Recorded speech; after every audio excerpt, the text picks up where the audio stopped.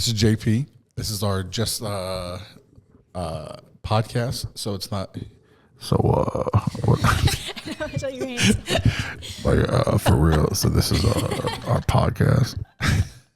So, oh my God. Why is it so crisp? The Dave, I don't like, they sound super nice. Like, I mean, I got a face for radio, so.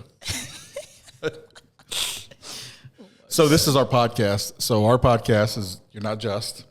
So today we're coming from High Res Media Studios, and then promoted by Patriot Construction always because nobody cares. Work harder, and we have Reagan Wilson, who's supposed to be in LA today, but due to some unfortunate hackers that closed down the airlines, she's not. She's with us today, and then we have Azariyah Bryant. Which one was that? No. Hold on. We're gonna get it. We have Azariyah Bryant, Princess Azariyah. Oh my God. So the topic of our podcast is You're Not Just. And so like a lot of times we get caught up in like that, we're just this and just that. And Azariyah actually was a guest of ours and she did her story. Reagan was there that day as well.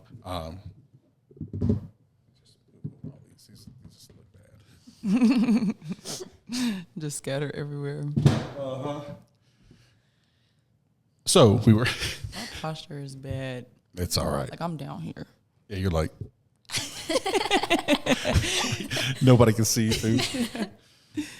Yeah, our stories were, we're about that, about like us overcoming, like coming from different backgrounds, different stories. You guys have both. Reagan's heard my story like 600 times.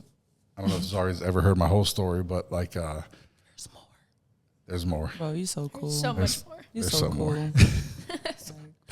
But just introduce yourself real quick so that we can get everybody on the same page. I know you. Reagan knows you. They don't know you. Okay, well, as you guys know, like JP introduced me, I am Azariyah, but you call me Azariyah for short, or Z. Let's see, born and raised Cincinnati, Ohio, suburb girly. What's some cool things about me? Well, I run track, but I'm not just a track runner. That's it. Love Jesus, on fire for the Lord. And what's a cool fact about me? Let's see. Beatbox. Yeah, I just found that out, so I can beatbox. Yeah, so that's a cool fact. Actually, no, a cool fact about me, this may be like a cool but boring fact. I have been into like collecting like vintage cameras recently. Oh, yeah. And it's so fun to me now. So like I have a thing for collecting cameras now. Look at that. Yeah.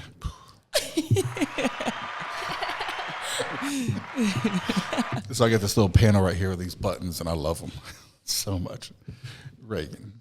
I'm Reagan, JP's daughter. Some things about me is I'm always doing something athletic-wise. I play lacrosse and volleyball. I did track, but not my sport. Not one to run, even though I play lacrosse, and they call that the fastest sport on 2 feet. Yeah, like she has like the perfect mentor for tracking. Don't.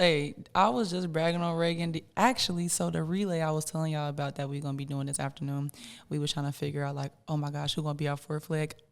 God knows. I literally said, y'all, Reagan, don't sleep on her because she can run. I literally had to pull up her video on that relay, like she got the wheels on her. Yeah, thanks. I was bragging on you, girly. Yeah. She's way faster than Micah. Yes.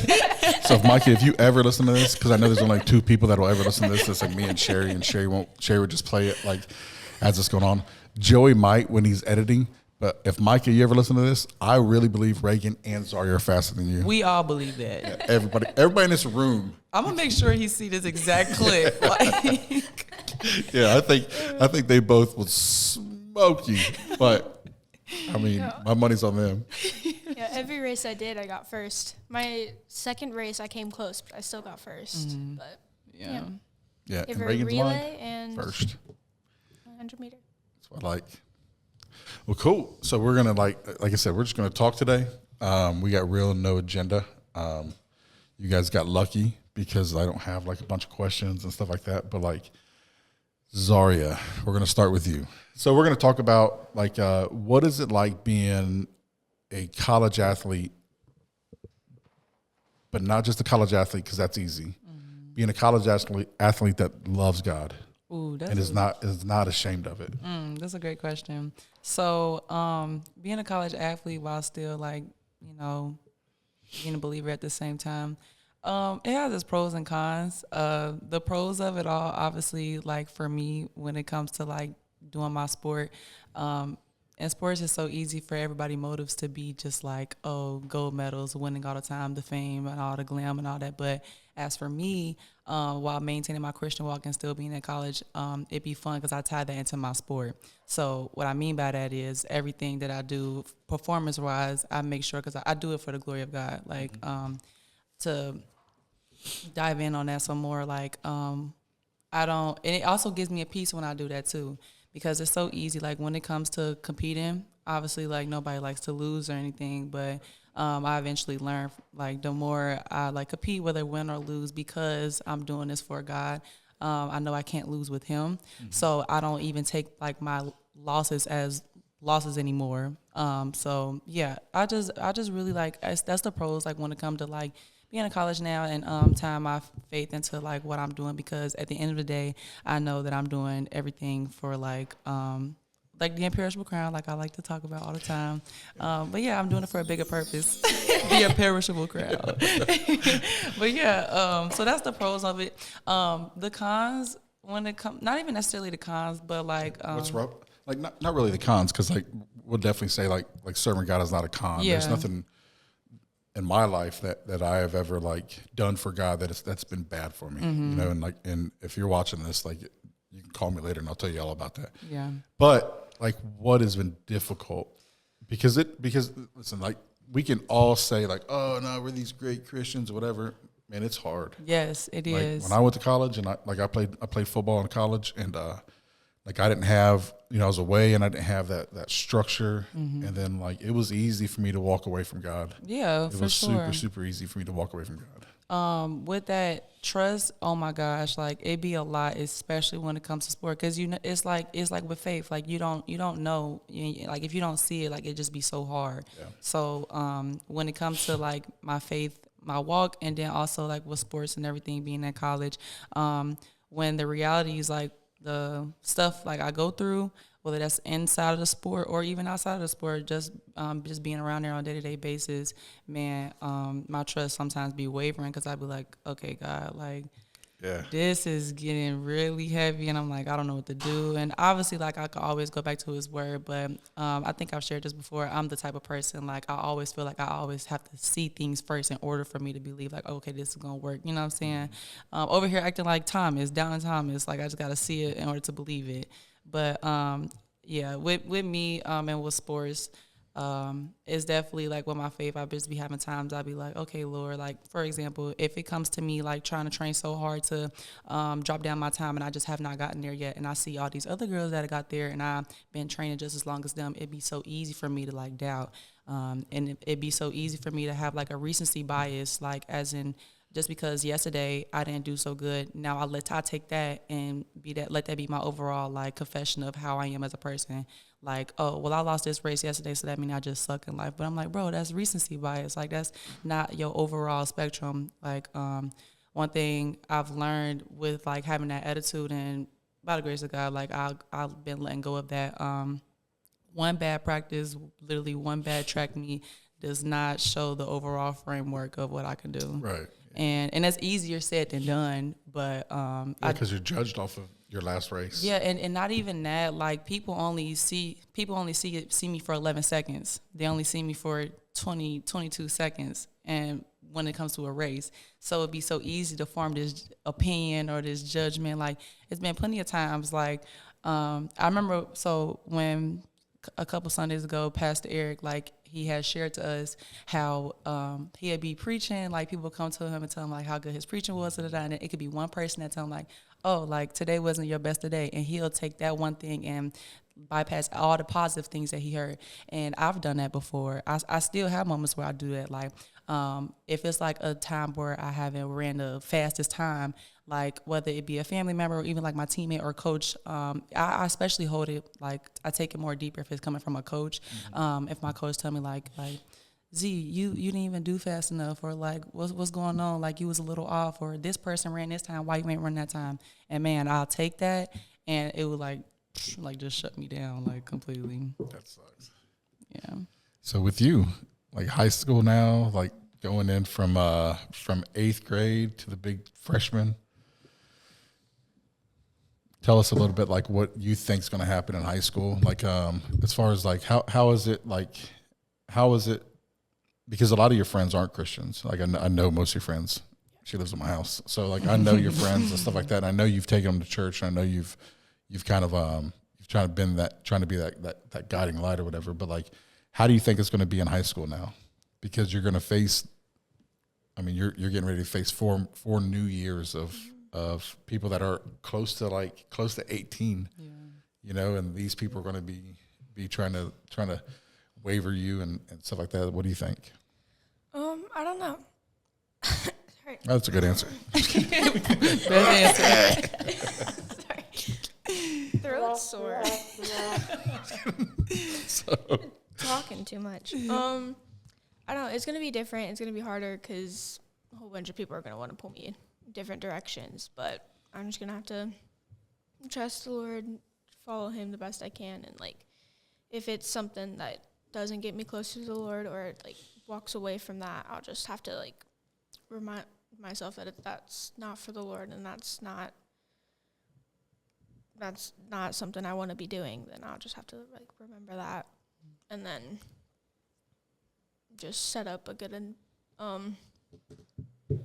what's the word? Example for other people. Yeah, so the best way for both you guys, like the cool thing is this year you're starting your junior year at Illinois. Crush it as a sophomore, broke a school record that was held for 23 years. That was crazy. Yeah, she got her step. She just needed one more step. She got her step. You're getting ready to start high school. So you guys get to be whoever you want to be on that first day. The first day of track, you get to be whoever you want to be. So if you want to be the girl that's on fire for God, like you established that first day. Yeah. And that's who you are. Yep. If you want to be the girl that's on fire for God and you ain't worried about like what other people think in the lunchroom, then you get to be whoever you guys want to be here in the next 2 weeks. And it's gonna stick too. Yeah. Like it stick to you. Yeah, and that's the cool thing is like that's the easiest way. And I've always found like when I was growing up and I was in high school, I was like, you know, I was God had already set me apart. I went to an all black school. Like I was white, obviously. I mean, I am pretty good tan though. Like I'm almost as dark as Azariyah. She got a sweatshirt on, so Reagan gets so mad because I can be in the sun for like 3 days and I'll be like I'll be your color. He could be out there for 5 minutes. I can see like a little tan. Like I'm always outside trying to tan. Ain't happening. Mexican. And then I'm gonna have Joey. Like hook up this color on this. Man, I'm gonna look good. I'm gonna look all bronzed and everything. It's gonna be great. But whenever I was in school, like I was already set apart. But man, like I knew that the first day of school was like the tone setter. Like I'm like today, I know that these non-Christians will hold me more accountable than Christians will. Because Christians are like, oh, it's so easy. I understand. I have struggles too. A non-Christian is like, nah, you said you're a Christian, dude. That's like, actually true. They do hold you more accountable than. Yeah. That's crazy you said it because that's actually really true. So you establish that first day, and non-Christians are going to be like, bro, I thought you were a Christian. Yep. They're gonna every call time. You out every time. I thought you were a Christian. You said you're. Is that Christian like? I was like, look. So, but your Christian friends will be like, I get it. It's so hard to walk. It's so difficult. Just get back on it and say you love God. Nah, bro. Like you need to establish that first day. I'm telling both of y'all need to establish those first days, because like the people that want to see you do bad are going to hold you. They're going to be watching everything, and then you got to do good. And so even it's like a reverse thing. And even if you don't establish it that first day, back to like what Reagan was saying, it'll be easy for people to pull you in opposite directions, and they'll try to establish something for you. Exactly. And if you don't have that foundation, you're just gonna go ahead and be set with it. Yeah, it's all about knowing who you are. Yeah. Like if you like there, and with guys as well, guys like try to hide it a lot more, but with girls, like for some reason y'all are always trying to find out who you are. Like it's so important to know who you are. It's so important to talk to God and ask God to show you who you are, to show you who you are to Him, who you are to like in His eyes, because it doesn't matter in like some fool, like some big old like senior track star that like is running that whatever, and he's tries to like, hey Azariyah, what's up? Or some senior in your school, like first of all, some senior in your school, I'll break his neck, and I'll be runner up too. Yep. And then JP gonna call same me. thing. Some senior in Illinois, I'll come break his neck too. But yeah, it's those things that like those people are going to try to pull you on those outside things. Yeah. But if you establish that early and let them hold you accountable, man, it's so good. Yeah. So. And then the Lord, and then also once you do like establish that, He'll bring those same people to you. It's not. It may come right when you want it to come, or it'll come later. I know for me, like when I established that, it was for a while. It was just me, and that's not. And that can be a good, and sometimes it could be like not even. I want to say a bad thing because it's not bad, but sometimes it could feel like a lonely type of thing. But sometimes it takes for you just to be that one, and people in order they have to see that like let your light go before you. You know what I'm saying? So they can. That suffrage that God like that brings joy to God. Where He's like, man, if you're gonna set yourself apart and you're gonna be that one, so that light can shine. Like, yep. And I literally I experienced that firsthand. Like my freshman year, it felt like it was just me, and it had its times with it. And I was like, okay, like this is fine. Then over time, like when it came to those times where it was hard, and I just felt like, well, dang, it's just me.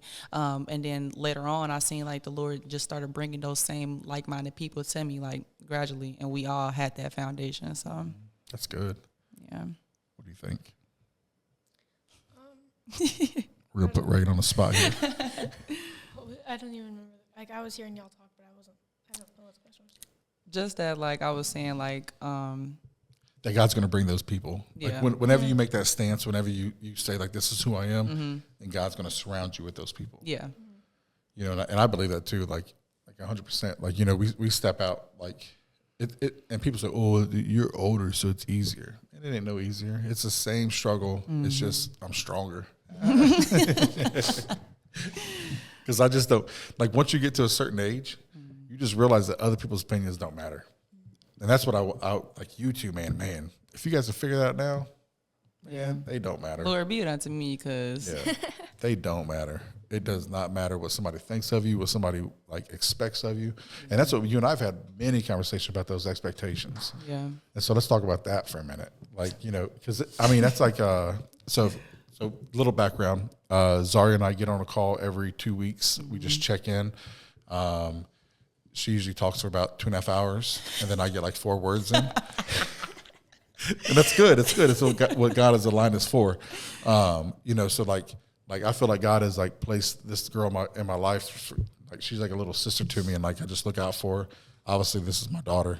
And, but like Zari and I have talked like a long time about like expectations and about what people expect out of you and how you can let those expectations like control you. Off, So talk a little bit about that. Again, so back to that point I made, I said, it's one thing like being in the sport and hearing that like from, like people I don't know, but it definitely like hits harder to me when it comes like from a parent or a coach. And like JP said, we talked about this like literally throughout my whole season this year. And coaches, man, it'd be so many expectations. And, you know, sometimes, and it's not bad to have expectations, especially like, you know, if I'm going to this school, you know, and I'm running here and I'm representing them, there should be an expectation, but there's times where those expectations could get drawn out when they're not met. And that was I've learned that firsthand this past season when expectations was set on me, and because I didn't meet it, now it's like everything that I was working up towards that is just like, okay, well, just brushed away. I want to say like closer to the end of my season when there was a expectation that our it was Big Ten's championships, and obviously like before we go to compete at the championships, like we have to have this meeting, all these expectations set like, hey, this person could score this many points. You got to do this, like, you know, just like setting the base of what's to be expected when we get out there. And again, it was good, and it started off good because I'm like, okay, well, this is a good expectation to have because we want to win this. And when I got out there and I was hurting and I couldn't meet that expectation, it's like that good came into like a negative form in the sense of like, well, since you wasn't able to produce what we wanted you to produce, it almost felt like, well, what are you even good for? And it especially like hit home the most because if it's like an injury, like it's out of your control. Like it's like what could I have done with that? Like I couldn't have prevented that. Like it just came so random too at that. So definitely, yeah, it's times where when it comes to like these coaches and I can't say like parents, like anybody else, like when it comes to the people like I don't know, it'll be like surface level. It won't really stick as much. I'm like, okay, I can like rub it off. Yeah. But yeah, when it's like when a coach and they have an expectation of me and then I can't meet them, yeah, it's definitely a lot. And then even with the good ones, like even when I do meet the good expectations, like it's good and you love it, but it's like you don't stick there for a long time, you know? Right. Since you mentioned parents, and we're going to talk about this with her, so we're going to segue into that. Yeah. What about your expectations? And she still loves her parents, but us parents, we can we can put some big expectations on our kids that like we don't even realize that those expectations aren't healthy because they're so heavy that they weigh them down. For sure. And so let's talk about that, and we'll segue into. So I'm not even gonna sit here and lie. It took for me. I'm 20. It took for me to be the age that I am now in order to like be mature about it and understand like when it comes to my parents and their expectations of me, it's not to harm me. Right. It's not to like be so like hard on me or anything, but it's genuinely out of love. Obviously, like if I was like around Reagan age where I was younger, like I couldn't take it like that. I always took it as if like, oh, my parents just being tough on me. But when it comes to those expectations, I've learned recently that sometimes whether I meet those expectations, cool, it's a good thing, but whether I don't, I've learned that me and my parents had conversations that sometimes they give me expectations out of the things that they didn't either accomplish or they did accomplish and they want me to do better than them. Yeah. And again, it took for me up until now to finally learn that. So now that helps me navigate things now when it comes to meeting expectations, because the difference is with my mom and my dad versus like a coach or something, like we're stuck. We're literally family. So it's just like, whether I meet it or not, that's not going to change anything about our DNA. It's not going to change anything about our blood. Like, we still going to be together at the end of the day. So that's why I'm like, I can take it to the chin and then like just get up and try again the next day, versus if it's like somebody that I'm not related to, and it'd be so much more of like man, I didn't meet the expectation. So are you even going to still even want to be like involved with me anymore? Right. But yeah, definitely learned up until now that like when it comes to parents and the expectations of me, that it generally be coming out of a place of whether they just haven't met that in their life, so they want to see me do it, like almost like living through me, or they have done it before and they want me to do better or not do something that they did. Right. So yeah, because as parents, like we definitely want our children to be better than us. Yeah. Like I want Reagan and Rylan and Shelby. I want them all three to be better than me. And that's what, like, kind of like our conversations, I've checked myself on my expectations for the kids, because I'm like, man, what do I really expect? Is it my expectation, or is it my, like, I didn't get that done, so I want them to do it, but I want them to do it so bad that it's taken away from them. So what do you think about like healthy expectations, or like what we put on you guys as a young person? Because like the thing about it is, like, you don't know who's going to watch this. Like this might, like somebody that is a young woman that's dealing with like their parents' expectations, maybe just needs to hear that, like, man, like, they listen, it's out of love. Sometimes we get a little overboard. Sometimes we get, it's a little higher than you can handle. And then somebody at your age might need to hear about what you're going to say. So and those expectations, like, how do they help you, or how do they harm you? I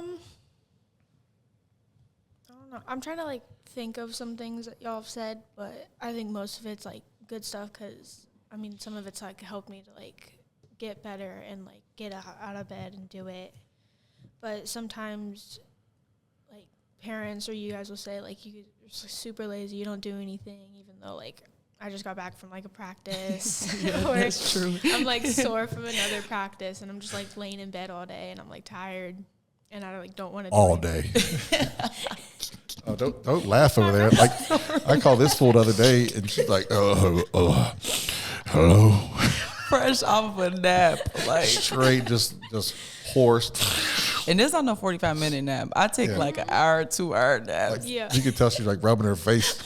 What JP what? So all day. But yeah, those are like the rest days, you know, like you come home from like a super hard practice, like the coaches pushed you, and like you want to try your hardest to show like the coaches that you can push that hard, and then you like want to come home and just be lazy that day. But sometimes even like during the summer, whenever I'm like not doing something, I try to get out of bed and do something, like shoot on goal for lacrosse, but all the balls are like disappearing. I don't know where any of them went. They're all, I don't know if they're in the neighbor's yard or the dogs are taking them somewhere, but try and shoot on goal. I found my volleyball. I found that somewhere, but I don't know where it went again. So focus. Sorry. Focus.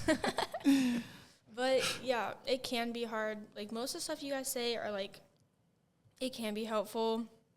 Trying to think of. She's trying to be real cautious with her words so she don't get grounded. I definitely was like, are you trying to keep it surface? Because yeah. No, you can get. You all good. Yeah. So as long as you're talking on a microphone, I'm not going to ground you. Okay.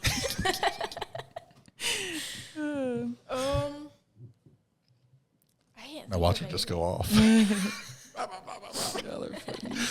Oh, I can't think. Like I know it can be hard because sometimes you guys will say like the stuff that like will get me down and like not want to go to practice that day.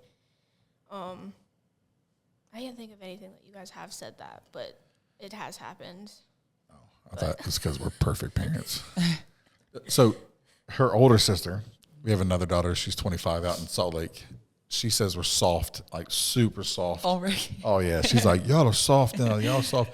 Because she feels like she grew up like I was like a drill sergeant or something. And and whatever. She didn't grow up that hard either. It's so funny to hear. We still have the drill sergeant. We still have them. Oh, yeah. It come like, Shelby, they still get it. Don't worry. Me too. Yeah. Oh, I'm sorry. Okay. I wanted to tap on that point that you had mentioned when you said like sometimes the things they can say it can get you down. And man, I've been through that plenty of times. And again, it took for me to learn like, you know, it's not coming out of a spite, like out of spite or anything. Like my parents are trying to say these things to hurt me. I can tell like they're genuinely doing it because it's out of love, or they just like really want me to get somewhere that they see something in me that I haven't even seen yet. So that's why they push so hard. Yeah. It's been plenty of times, especially with my sport. Like my mom, like for example, it was one time she was watching the NCAAs, like, you know, watching all the athletes going up there and compete. And I had qualified, but again, like I was injured, so I couldn't go there. And I was sitting in my room being lazy, like literally chilling, scrolling on TikTok. Like, and it's the summertime, so I'm just like relaxing. I got a boot on. I ain't got nothing to do. And she just came into my room and she was like, Zaria, do you even want to run track anymore? And I just like, I sat there and it hurt, like that quick, my feelings, like my whole day was shut down. And immediately I knew where that had came from, because it was easy, because if I not thought like where it came from, I would have easily took it as like my mom is like literally just like being mean right now, or like she's like trying to get me down. But I'm like, why would my mom do that? Like, and I know my mom. So I was just like, okay, let me actually think of the root of this. And I'm sitting here, and I remember when I was passing her room, she was watching the NCAAs, and I knew what she was doing. She was seeing these people out, these young girls just like me, or probably girls I even be competing against, familiar faces, and seeing them out there running. And again, it probably came from a genuine spot. Like, she's like, well, why isn't my daughter out there right now? Or this is where you should be at. Yeah. So that's why she came into my room and asked that question. You know, and again, like, whether that, like, she was in there, like, doing a comparison thing, or she was just, like, sitting there, like, missing, like, man, like, Zaria was supposed to be here. It took for a while for me to, like, understand, like, okay, this wasn't out of spite, you know, even though the way that it was. And that's another thing, like, when it comes to parents, it also be the way how they say stuff. Like, you know, it don't even be, like, what they say. Sometimes it could just be how they say it. And I had to learn that, like, you know, just had to find a root of it. Yeah. Because, like, like, anybody goes, we're in charge. So, like, sometimes, like, I find that, like, in Patriots, sometimes it's like sometimes I speak less harsh to my employees when they're the ones that making me mad than I do to my kids. You know, and like I got to check myself on that because like I'm in charge in both places. So like I come home and I'm just like Reagan, blah blah blah blah blah, and like you know just go off and stuff like that. And I'm like, dang, I'm like, man, I shouldn't have said that way. And parents are still learning too. Another thing, like there's no book for it. Yeah, like it sounds so weird. Like again, it all comes like with getting older and getting more mature. Like as a kid, it's like I would think like, oh yeah, my parents. I used to think my parents knew everything, like everything. I do. But like as I got older and I started seeing like the different like seasons that they be going through and how their conversations are, like how they handle things, I'm like, man, at the end of the day, like we all are learning, you know. So sometimes whether our parents say something a certain way, maybe they didn't mean to come off that way, or maybe they didn't even mean to say it like that because they're just trying to learn. You know, it took for them to probably have to say that, go back, you know, ponder on it, and then correct it, apply it next time. Well, and the other thing is like, and I'm defending all parents out there, is that like, not only do we have to guide you guys in a certain way, you know, and like your parents have to guide you in a certain way, they got to provide for you too. Yeah. Like they got to provide meals, they got to provide a house, they got to provide clothes, they got to provide, you know, like money while you're at college. Like, so like they, you know, like it's not only the stress of like, of just saying the right thing as a parent or doing the right thing as a parent, it's the stress of that we have to provide all this extra stuff. And it's like, you know, and like I've like kind of like went off where I've like, man, I've done so much for you kids and you guys won't even just get up and go do this. Like, you know, and like, but it's stress. It's stress because there's no rule book either. Yeah. And the thing about it is, like, there's like, I don't feel any more mature than you guys. I'm like, you know, like today we went out, before we came here, we went out and blew some stuff up and shot guns and did a bunch of goofy stuff, like, you know, scaring each other with a train horn on a Humvee, stuff like that. So like, I don't feel any more mature, but I have to be that mature thing. I don't know why, but like, you know, it's just, so there's that balance and that like kind of, it's hard to navigate that as parents because like I told Shelby, and I've told her too. I'm like, I'm not your friend. Yeah. Oh, like, yeah. I ain't your homie. We ain't friends. I heard that my whole life. Yeah. Like, I'm here to make sure that you're a good person. Like, so Reagan and I, we ain't friends. Yeah. Yeah. So, and I tell her all the time, I'm like, don't get twisted. We're not friends, homie. Yeah. I'm your dad. Now, our 25-year-old, she pays her own bills. She's out. She's doing good. She's in, you know, she has a good job. She works for the government, you know, and like, now we can be friends. Yeah. You know, because like now she's at the point where she's raising herself. Like she's learning that second level of stuff. Yeah. Now we can be friends. Now we can kick it and you can come talk to me and stuff like that. But like me and you, we ain't friends yet. We are not friends. Yeah. And like the same thing with you and your mom. Like, yeah, I mean you're at a certain age, but still you're not there yet. Yeah. I mean, because Zariah's still living at home. Yeah. Stuff like that. I mean, so, like, you're not there yet because Zariah's mom would not let her get no small plane. If you're watching this, Maria, we know we got you. She do not be going for another bad. But, yeah, like, actually, I used to, I remember, like, before, because I have an older sister, Alexis, and she's... How old is she? 28, 27. I think she's 28. And how do you not know how old your sister is? So what's crazy, like her birthday is in November. Every year I always be thinking she's 27. I don't know why. Like, just stayed at that age. Yeah, I don't know why. I just glue that number to her, but we gonna say 28. I remember she's probably 32. I remember when I used to be at home and when she was off to school, how much she used to call my mom and they'll be chatting it up. And I used to always go in the room because my mom works from home. I'll go in her office and I'd be like, why are y'all always talking like y'all friends? Like, I just like couldn't understand it. It was like, it would just be weird to me. And it took for me, like, although I'm still young, I'm 20, like fresh 20, but I've definitely seen a difference in me and my mom's dynamic, like, because I am like, I'm living on campus by myself, you know, doing these things on my own, and I don't have like mom or dad to easily go to and run to, and I gotta like figure out like some young adult real life situations sometimes, I've been seeing like some of our conversations change, and some stuff I can just talk to her that before I wasn't able to talk to her about, and it just flow and it feel like, you know, how I would talk to a friend. But yeah, I definitely seen that switch, like the older I've been getting, like, you know, that dynamic and everything, because like to your point, like you said with your oldest daughter, it's more of a sense like now she's doing things individually on her own, more independent. So it's not like you have to be surface level with her, or you got to always be on her back because it's she's doing it now. Yeah. You know. Yeah, it's her. It's on her. I mean, she's making it work too. So, yeah. The cool thing is that like as parents, we want that.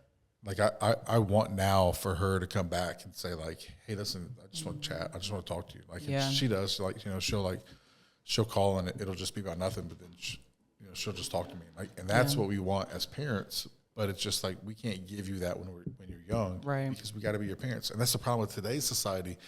Too many parents want to be your friend. Too many. Like there's some people I just want to smack. I'm like, you're not his friend. Yeah. Like stop. Like children desire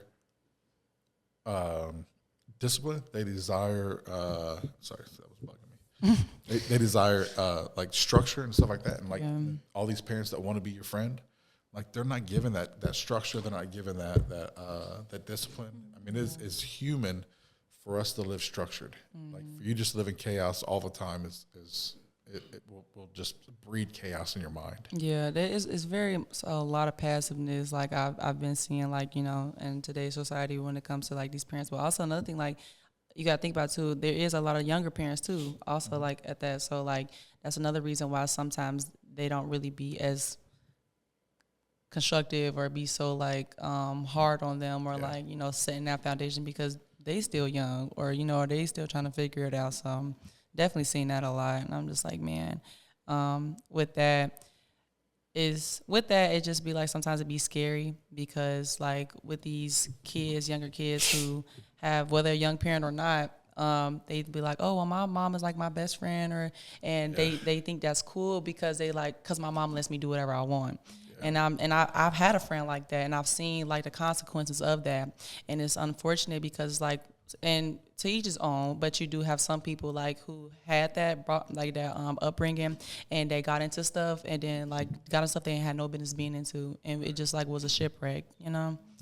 Like, and it don't even make you like, I feel like now in today like society, it's like almost a crime to like have like what's the word I'm looking for, like not even morals, I guess, like in a household, like structure. Like it's like people like it's not normal to have structure now. I'm like, what the heck, we need it. It's crazy. Yeah. What? So we'll switch up here a little bit. I'm gonna ask, since you're the big freshman, and you get to sit across from Azariyah, the big junior in college. What questions do you have for her? Bring them. Come on. I didn't know it was. Yeah, I know. She didn't even know she was going to be here today, but I'm like, sit down. I didn't. Look, you can even ask for my favorite order at Chick-fil-A, and I'll tell you.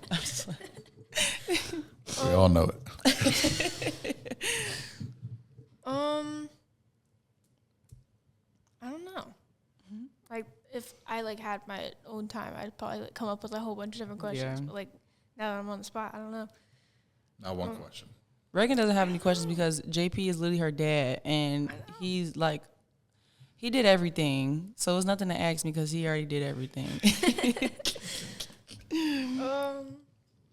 What was the hardest part about like high school? Okay, that's a good question. Good. Yeah. The hardest thing about high school was Sit back. like, am I like too close? You're like, wait a minute. I'm gonna sit back and let you guys hash this one out. The hardest thing about high school was finding my group. Because coming out of middle school, you always want to be with so many different people, have all these friends. And as I was getting older, like all those big old groups of friends, like they literally were just getting smaller for me. So it was just a matter of like finding my niche and like finding like, okay, what, like to your point, like what is pouring into me or what's taken away from me. And it was hard. And I would be sitting here lying to you if I sat here and say I figured it out by my senior year. No, it took for me, it really, if I'm being honest, it really took for last year, like my sophomore year in college, to actually like know, like, okay, this is the kind of people I want to be around. This is the boundaries I'm going to set, and so on. But high school just almost set me up because I seen, like, I got around different people, but also it's a small space, so I'm seeing the same people all the time. Versus college, it's all types of people, and we not in one same space all the time. But yeah, I would just say the hardest thing was just finding my group of people, people that pour into me. But I'm not going to sit here and act like I was just like, oh, I just need to always have positive people, because no, I had areas in my life when I was with people I didn't need to even be around. And it took for me to go through that to be able to determine, like, no, I need to be around the right people because these people aren't benefiting me. So yeah, I would say just finding my group was very tough for me because I was always, like, growing up, I was the kind of girl, like, I used to be a people pleaser, and I used to always, like, hold pronoun to friendships. Like, I used to feel like friendships was my, like, one all end all. Like, I just need to have a friend. And yeah, I would just take it so seriously when it came to friendships. So that's why I feel like that was hard for me, because if had I not been a friend with somebody or something was going on with our report, like, it'd, like, take over me, like, bad. And I'm not like that no more, but yeah, that's what was hard for me, because I used to just, like, take friendships seriously. Like, I just felt like I always needed somebody in my corner. So. Cool. Yeah, with, like, friendships, everyone, like, at my school, since we're, like, a small school, everyone's, like, friends with each other, but, like, not as close with other people. Yeah. But there's still, like, a couple people that, like, we used to be, like, best friends and forever, but then, like, we're not that close anymore. Yeah. And, like, I wish we were still close because I loved hanging out with them, but we're, like, not close anymore. And it sucks. But Yeah, and I definitely, like, I think, because that happened to me, like, my freshman year of high school, I lost, like, it was my first time having an experience where, like, I didn't have a friendship anymore. And it was, like, we was friends for, like, 10 years. And things happens, and we just went our separate ways, and we just wasn't on the same path anymore. And it took so much for me to learn that, because I'm like, well, why can't we be friends? Like, we've been friends for so long, and you will learn this. But as you get older, what I've learned now, like, history really doesn't even matter with how much history you built up with a person. Like, granted, JP just found me on the side of a road, and just like, Get the car. but seriously, like, me and JP, like, what was that, like, around 2022, you would say 2022, and literally, like, he's, like, one of the, like, most vital people in my life now, like, aside from, like, parents and everything. But still, like, I've learned, like, it doesn't take for me to have years of history with somebody in order to, like, have this amazing friendship. Like, literally all my friends that I have now, like, my core friends, I just met them probably, like, 2 years ago, but they made me experience so much things. Like, I experienced so much from this friendship and gained so much from this friendship, that I couldn't even get from somebody that I knew from years on down. And again, like, it took for me to get older to realize that. I used to always think, well, all my friends, we have to know each other for years. And I'm just like, yeah, that's what I try to tell these guys. I'm like, the people you're in high school with, you ain't gonna be friends with them. yeah. Like, I'm friends with, like, 2 or 3 people that I was in high school with. The other I see in a store, and I'm like, oh, I'm like, oh, crap. Literally. But have you ever heard that analogy that about, like, the rocket boosters? So whenever a ship is launched into space, whenever it's going to a new orbit, whenever it's going to a new space, it has these rocket boosters on it, right? And these rocket boosters are full of fuel, and they catapult this thing right off the deck and back into, like, the highest part of the first atmosphere. But those rocket boosters can only take you so far, and they're only meant to take you so far. And that's the thing about with our friends. Our friends, some people in our lives are only meant to take us so far before they fall off. Yeah. And then the second set of boosters is going to launch us to the new atmosphere. Yeah. And it's going to launch us even higher with that second set of boosters. But God has designed people to be in your life for just seasons. Yep. He says in the Bible, he talks about seasons. And too many times we want people to overstay their season in our life. Yeah. You know what I'm saying? And we don't allow them to fall off and accept the fact that it's okay for them to fall off. It's okay that you've outgrown those people. Mm-hmm. Because, like, I found out in business, and, like, like Joey has heard me talk about it, like, many, many times, is that there's people that I was friends with for years in the fire service that I can't be friends with now. Yeah. Because the biggest way to tear down a huge dream is to tell a small-minded person. Yep. Dude, they'll tear it apart. And those people, they believe in getting their job done, do 25 years, get the retirement, and then they're going to get another job, where I don't believe that way anymore. Mm-hmm. Like, I believe that in the next 5 years, I'm going to be retired. Mm-hmm. And I'm going to be out. But, like, you just got to realize that God puts people in your path for a season. Yeah. And it's okay for them to fall off because they can only take you so far anyways.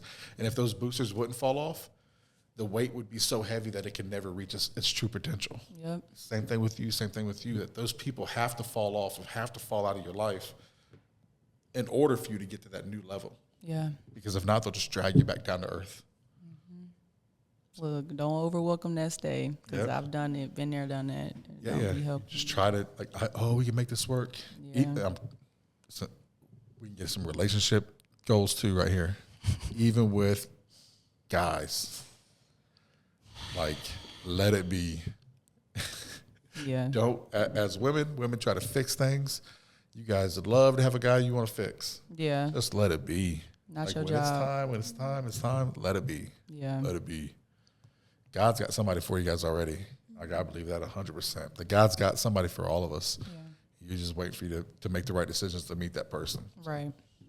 Yeah, it's good. What else? We good? We cover everything in life? I'm not good. Huh? I'm great. Great. I love it. Love it. So, yeah, we're about to get out of here. Thank you for, if you were the one person that watched this thing, man, you hit me up. I'll send you a T-shirt. It's jp@pcoroofing.com. Or you can hit me up at jp@highresmediallc.com. But hit us up. We hope you enjoy this. This is Azariyah, Brian. Oh my gosh. Reagan, which one we got for you? Like, why does that sound so creepy? She's a mystery.